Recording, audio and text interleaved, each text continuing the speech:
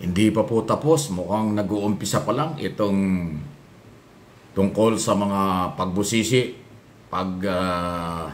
tatanong ni Senador Risa Hontiveros, ang isa sa matapang na senadora ngayon, tungkol sa budget ng Office of the Vice President, yung 100 million na gagamitin niya sa iba-ibang program, especially ang controversial na 10 million pesos doon sa kanyang sinulat na libro, nagagastusan ng people's money, pera ng taong bayan sa halagang 10 million.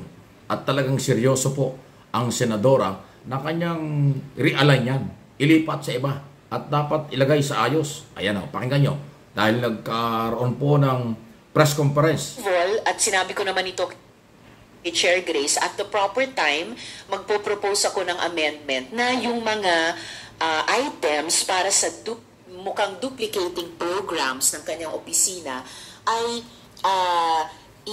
i-realign kung pwede doon sa mga departamento na may ganyan na mga programa, or at the very least within OVP, pero earmark na magre-request lang ang OVP doon sa departamentong may ganyang programa na para ma-authorize gamitin sa ganyang programa ng departamentong yun. Kulang na nga yung, masikip na nga yung fiscal space natin at laging kulang ang pera ng ating mga departamento, lalo na sa ganyang mga social protection programs, yung may kinalaman sa medical and burial, may kinalaman sa disaster resilience, may kinalaman sa trabaho at hanap buhay, at saka isa pang item. And as for the 10 million peso item para sa libro, well, I think in principle improper request yan. Dahil kung meron kang sinulat na libro, kung ikaw ang sumulat niyan, hindi dapat gamitan ng government funds at taxpayers' money para ipamudmod. So, ma'am, ipapa-realign niyo yan? Naku, yan na. I think it's a proper item for realignment. Ma'am, parang dumating pa... Ayun na. Realignment. Ibig sabihin, hindi talaga papayagan ni Senador Hontiveros na gamitin yung pera ng taong bayan para sa pag-imprenta or dito sa libro na sinulat ni Vice President. Naku, away na naman ito. Alam niyo, napakahirap pa talaga pagka pera ng bayan ang pinag-usapan. Obligasyon ng mga congressman, ng mga senador, at ng gobyerno pangalagaan ito. Kaya ang tanong dito ay, bakit naman may librong ganyan na napakamahal? Mahal yun 10 million sa libro. Ano ba laman ng libro? Meron bang magandang aral tayong makukuha dyan? Kung yan ay libro ni Vice President na personal, dapat sariling pera niya ang gastusin dyan. Pero kung siya ang nagsulat, tapos gagamitin ng pera ng taong bayan, parang kakaiba. Yun ang hindi talaga pagkakaunawaan. At ang alita ko po, kahit ang mga congressman, by the way, kung di ako nakakamali, next week na. August 27 yata yung schedule na didinggi ng Committee on Appropriation sa Kongreso ang budget ng Office of the Vice President.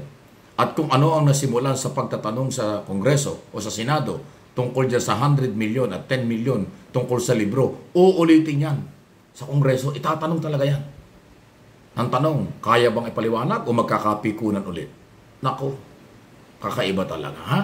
Kaya tayo naman bilang mamamayang Pilipino, ako bilang mamamahayag at vlogger na rin, karapatan po nating lahat alamin at ilagay sa ayos ang pera na ating pinaghihirapan. Buwis ng taong bayan, dugot pawis sa paghihirap ng Pilipino sa paghahanap buhay ang perang ginagastos ng lahat ng ahensya ng gobyerno. Kaya may karapatan at obligasyon ang kahit sinong mambabatas alamin kung tama ang paggamit ng kahit na anong opisina, hindi lang ng Office of the Vice President. Hindi dapat pikunan Kaya Vice President Inday Sara Duterte, huwag kang pikon. Sumagot ka at ipaliwanag mo para makumbisi mo ang taong bayan at mga politiko na tama ang paggamit at paglalagyan. Okay? Dahil dyan, matapos po itong controversial na sagutan between Hontiveros at Vice President, sa akin pong personal na monitoring, hindi lang dito sa aking mga channel, Mike Abby Opinions at MA Pinoy TV, kahit sa telebisyon at kahit doon po sa ibang social media accounts, makang mas marami ang pumapabor kay Hontiveros, kay Senador. mas marami ang naniwala na tama yung tanong kaysa sa yung parang pabalang na sagot ng pangalawang Pangulo. In other words, yung taong bayan nagsalita. Yung taong bayan nakakita at nakarinig, nagpahayag, tama lang yung tanong. Bakit ganun ang sagot? At nagulat pa nga ang marami. Bakit ganun kung sumagot ng Vice President? Sabi nga nila, malayo sa tanong ang sagot. At parang may puno ng sama ng loob. Parang merong galit na bigla na lang pumutok doon sa hearing na hindi naman dapat. Kasi malinaw ang Office of the Vice President at buong Executive Department ang nanghihingi ng budget for approval ng Congress. So dapat pag ikaw ang nanghihingi ng budget, ikaw yung magpakumbaba. Ipaliwanag mo ng konkreto. Paliwanag mo ng maayos para makumbinsi mo ang mababatas na aproban ang budget mo. Pero yung nangyari ho doon, parang galit pa yung humingi ng budget. Parang matapang pa yung nanghihingi ng budget. At nanumbat pa. So, kaya hindi ko masisi na yung reaksyon ng taong bayan sa aking monitoring at observation at opinion, galit kay Inday. Mas pumabor kay Senador Hontiveros. At lalo na yung Piklawan-Dilawan. Yung halos lahat, kung hindi man lahat, majority ng Liberal Party ng Piklawan-Dilawan. Siyempre, galit sila kay Inday. Papabor nila yung ginagawa ni Senador Hontiveros dahil sa ngayon halos nag-iisang oposisyon sa Senado. Siya nga lang yung matapang na sumasalungat at nagtatanong. Maraming mga senador nandun sa hearing. Wala ka namang nadinig. Nandun yung mag-inang Villar, Cynthia at saka Mark. Nandun yung Robin Padilla, Bong Revilla, Tolentino. Si Alan Cayetano lang nagtanong pero sumabit pa. Si Amy Marcos, halos wala rin. Di ba? Parang natakot yung mga senador kay Inday, Vice President. Si Hontiveros hindi natakot. Pinanindigan niya yung kanyang trabaho. Kaya yung sympathy, yung suporta at paniniwala ng taong bayan na kay Senador Risa Hontiveros. Yan po yung aking opinion at observation sa nangyari. At hindi pa ho tapos ito. Masusundan pa ito. Kaya ngayon, ang ating sinasabi at pakiusap, sana mahinahon, maayos na pagharap muli. Huwag daanin sa pikon. Dahil ang mga senador congressman, huwag mong pipikunin yan.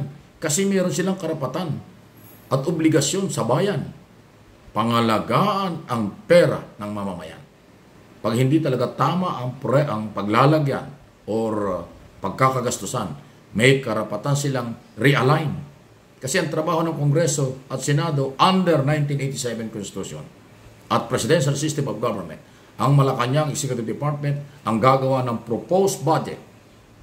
At yung kabuang proposed budget, halimbawa ay 5 trillion. Walang karapatan ng Kongreso ang dagdagan yan, wala rin karapatang bawasan. Ang trabaho ng Kongreso at Senado, realignment lang. Ilipat yung ibang budget sa ibang departamento, vice versa, kung ano ang nakikita nilang tama. Ganon po ang paggawa ng batas. Hindi pwede dyan ang tarayan, pikunan, at hindi pwede dyan ang sumbatan. Please like ang ating mga video. Subscribe and follow dun sa hindi pa.